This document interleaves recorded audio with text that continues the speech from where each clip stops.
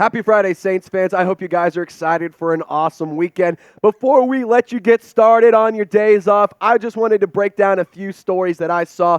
PFF suggested that the Saints should sign Kenny Moore II. I'm going to give my thoughts and analysis and address the fit. And then the Saints were listed as a Stefon Diggs trade destination. So I'm going to break that down and whether or not the Saints could even pull it off. It's actually a lot more affordable than you would think. And you see the note right here. For every single person that types Stay Golden in the comment section 50 times, I'm giving you a special shout out on our live show, which will be Wednesday at 4 p.m. Can't wait to see you guys. Get loud in the comments section and let me see those Stay Goldens. And let's get into the show.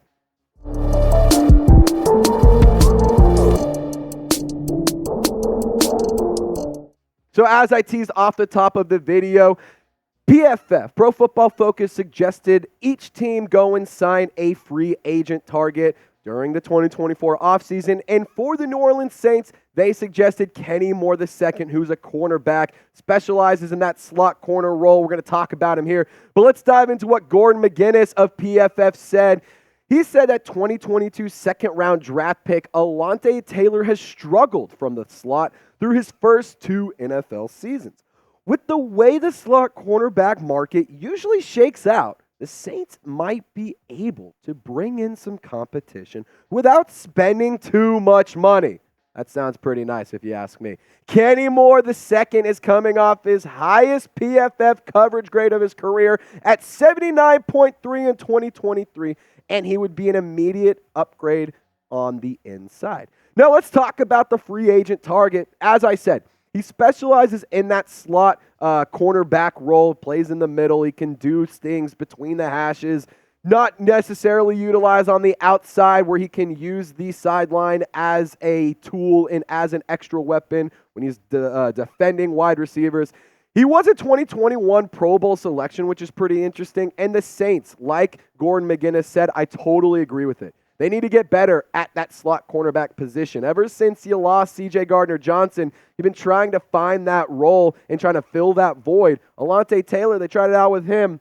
Didn't quite work out as well. He plays a lot better on the outside. Ugo Amadi got some run as well. But I think this third note's pretty cool. The chat stat right there. 2 pick sixes against the Carolina Panthers and Bryce Young in Week 9. And for that effort and for that production, he was named the AFC Defensive Player of the Week. So that is some interesting stuff. If you remember the name Kenny Moore and you're like, I don't know what it's from, it's probably the Week 9 performance where he absolutely ate Bryce Young's dinner. But guys, I encourage you to subscribe for our live free agency coverage. We're going to be going live all throughout the offseason, not just for free agency, but for the draft as well. Breaking down any news, breaking down any reports, and telling you guys everything that's going on around the team 100% free, and it's 100% interactive. Our offseason goal, I met with the bosses today. They said, I need to get to 35,000 subs by week 1. The channel might have to go private. So help us out. Sub now, so if the channel does go private, you can go ahead and be locked in. Now let's keep talking about Kenny Moore II and Alontae Taylor. The production side by side shakes out as this. 75 tackles for AT1. I like that nickname. Just came up with it on the fly, so I'm going to stick with it. Kenny Moore II, 93 tackles. Now, the TFLs do favor Moore. The sacks favor Moore. But the pass breakups favor Taylor. And those 2 interceptions came after he, he got benched, put back in, played because of injury, and Alontae Taylor played through adversity, showed some really good things, and was a stud this year. I can't wait to continue to see his development grow. And in terms of Kenny Moore's PFF grades, 77.4 overall grade. The run defense is a 71.5. The pass rush, not great at 68.1, but not terrible. And that coverage grade, 79.3. I do think that is a really good number, especially for a guy in that slot. And in terms of the snap alignment, he does play mostly in the slot with 685 snaps there, 175 snaps in the box, only 13 snaps in the safety, only 179 snaps at that corner, and he did line up on the defensive line 37 times in 2023. Let me tell you this. I like this idea, especially if Marshon Lattimore does get traded this offseason. This is a really good move for me. I think that if the Saints do go sign Kenny Moore, that's a teaser, and that might be a hint that, hey, Marshon Lattimore might be headed out the door. But if they trade Lattimore beforehand, I also think it's a good idea.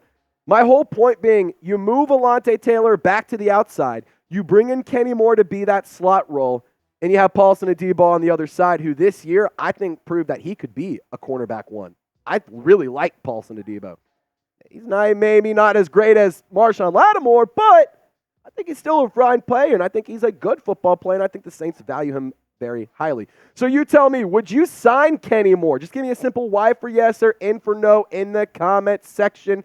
And still to come, we got to talk about whether or not the Saints are able and should trade for Stefon Diggs. But before we get to that, I got to give a big-time shout-out to our newest sponsor. Wow, this thing is awesome. Tushy Bidets, holy cow. Today's Saints Now is sponsored by Tushy. Deep down, we all know that using toilet paper alone leaves nasty and smelly bacteria behind our butts. But Tushy has finally made number 2 cleanup more hygienic and better for the environment. And Tushy's bidets are easy to set up on any toilet. In under 10 minutes, literally it took me 8.5 minutes to set mine up at home. I absolutely love my Tushy. It took no time, very minimal craftsman experience needed. I am not a handyman, but I was able to set my Tushy up. And in under 10 minutes, you can have your at-home bidet that will change your life forever. This product is life-changing, and if we're being honest, it feels really good too. And for a limited time, our listeners get 10% off the entire order at hellotushy.com. Go to HELLOTUSHY.com and use code CHAT for 10% off. It's time to get rid of those skid marks once and for all. Toilet paper is expensive nowadays. Do yourself a favor by saving money, being more confident, and helping out the environment by getting a Tushy. I'm not lying to y'all. I used my Tushy this morning, and it gave me a little extra pep in my step to get ready for the weekend. So help clean up the environment and keep your hiney shiny with Tushy. All that information in the comment section and description of the video. All right. Resetting, enough about the butts. Here's a crazy trade idea. Latest word on sports, they put out an article suggesting a handful of really crazy trade destinations for Stefon Diggs. They did list the Dallas Cowboys, who I think is a realistic option. But my question is, can it even happen? And before I dive into whether or not it can even happen in terms of the financials, let's dive into what David Latham of Latest Word on Sports had to say about the trade to New Orleans. He said that the Saints are one of the few teams in a worse salary cap position than the Buffalo Bills. However, this is familiar territory for Kai Harley in New Orleans. And they always find a way to clear up cap space for the players that they want. And in 2024, that should be no exception, especially since Dennis Allen is on the hot seat. This Saints head coach has yet to bring his team to the postseason, and if he can't do it in 2024, he'll probably be on the unemployment line. Chris Olave is great, but this team needs another reliable target machine. Injuries appear to have sapped away what used to make Michael Thomas great, and Stefon Diggs could step into that role nicely. Now, my only issue, a list of a few of them with that article is, you forget about Rashid Shaheed and A.T. Perry. Like, they're really good players too, but Stefon Diggs is a great player. I mean, this guy is a true wide receiver one. He is a cornerstone piece. He can take a good offense and make it a great offense. And here's the thing. You see the production on the screen? You would think that this trade is impossible. I'm here to tell you it's not. It's actually a little bit more affordable than you think in terms of how the money shakes out. It is very, very, very unlikely, though. Like, this is something that will not likely happen for the New Orleans Saints. I just want to make that very clear. Like, I appreciate David Latham for including the Saints as a trade destination, and I think that it is an interesting idea, but it's just not going to happen. I mean, what the hell are you going to trade the Bills? What are you going to give them? I don't know, but money aside, let's not even talk about trade compensation. Let's not talk about money. I'm just curious in the player. How interested are you in a Stefon Diggs trade? Scale it 1 to 10. And I'm just going to say this right now. If you're typing 1 because of the sour memories you have from the Minneapolis Miracle, I get it. But move past that, it's years and years down the line. We're 6 years away, removed from that? 5 years away, something like that. Get over it. He's a great player, and he's been on a completely different team. He wants to play in New Orleans. I would like to have him there. But let's talk money, because the Saints are in cap hell once again, and per over the cap. They're roughly $83.7 million over that number. So, Kai Harley, time to work that magic, baby. Time to get that money and stretch every penny out and make every penny count. And here's the thing, the contract is an issue for both sides. It's more of an issue for the Bills. The Saints could find a way to move a ton of money around, trade away some assets, clear a ton of cap space. If they wanted Diggs, they could make it happen. That being said, here's how the contract shakes out. So for the Bills, they have a 2024 cap hit of $27.85 million and a $31.1 million dead cap hit, meaning it's going to cost them more to trade him than to keep him. That's my point. The pre-June 1 savings, if you were to trade him before the NFL draft to get some draft compensation back for the Bills, they lose $3.24 million. But if they trade him after June 1st, you can get him for $19 million. But how does it shake out for the Saints? This is how it goes. So the cap hit, it's $19.1 million, which is a guaranteed number. And in 2025, $18.51 million. 2026, just over $19.5 million. And in 2027, you owe him $18 million. The other thing, I talked about it a second ago, the trade compensation would be insane.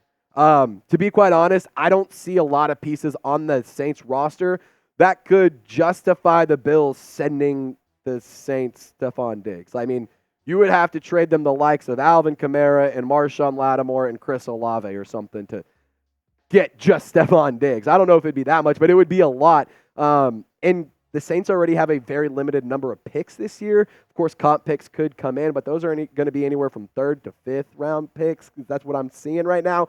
So I do think that this is something that will not happen. Again, I appreciate the Saints being named as a trade destination. It just ain't going to happen. But just for fun, it would be pretty cool to see Diggs, Olave, Shaheed, and Perry dominate the opposing defenses. I mean, the Falcons, they just hired Raheem Morris as their head coach, a defensive-minded guy. Could have had Bill Belichick. Could have had Bobby Slowick. Could have had Ben Johnson. What a poverty franchise. But here's the thing. I think that this is just a really cool idea. That's what it is. And I think that's fine. And that's why we're talking about it, because it's the offseason and there's not a ton to talk about outside of the coaching searches, which we haven't had an update yet this morning. So if there is an update, we'll get it to you. But just for fun, it would be pretty cool to see that, right? I mean, that's a lot of pass catches for Derek Carr. Maybe he finally could look like a real quarterback. All right, so guys, I just want to say thank you so much for watching. And if you are pumped up for the weekend, it's Friday, baby. Just give me a thumbs up and like the video. And as always, Saints fans, I can't wait to see you guys next week. Type Stay Golden 50 times for a shout out. See you next time. Have a good weekend.